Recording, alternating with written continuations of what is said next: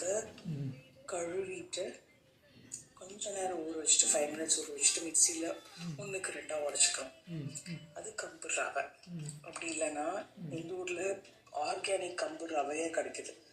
அதை வாங்கி 1 கப்புக்கு 4 கப்பு தண்ணி ஊற்றி கிண்டணும். நிறைய ரீல் போடலாம் உங்களுக்காக. கொதிச்சதுக்கப்புறம் ரவையை உங்களை வச்சு ஒரு ரீல் பண்ணுற மாதிரி ஆகிடுச்சு. கிண்டிட்டு உப்பு போட்டுட்டு May your soul rest in peace. I will thank you to everyone who called us or messaged us or came in person. Your support means a lot. சாதம் தயார். இவ்வளோ கொட்டாவியும் வரும் இதில். இப்போ என்ன பண்ணேன்னா அதுக்கு சைடுக்கு ஒரு காய் இருந்தால் நல்லாயிருக்கும்னு சொல்லிட்டு ப்ராக்கலியை ஜஸ்ட் ஸ்டீம் மட்டும் பண்ணிட்டேன். அண்ட் கீழே வந்து சாம்பார் கொதிக்க பாருங்க. தலைப்புலாம் பியூட்டிஃபுல்லாக இருக்குல்ல. I simply loved it. அது என்ன சாம்பார்னா முருங்கைக்கீரையும் வேர்க்கடலையும் போட்ட சாம்பார். ஸோ சுட சுட ரைஸ் ஆவி பறக்குது, கேமராலே அது இடிக்குது. ஃபாக் மாதிரி.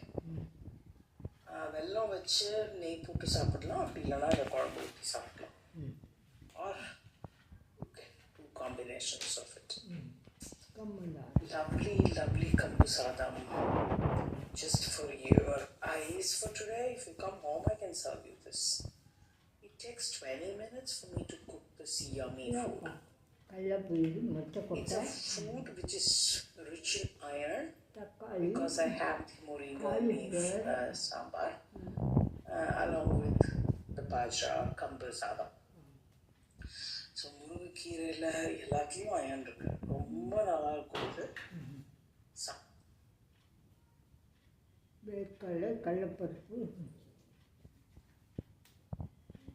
முருங்கைக்கீரை, காலிஃப்ளவர், இன்னும் என்ன போட்டு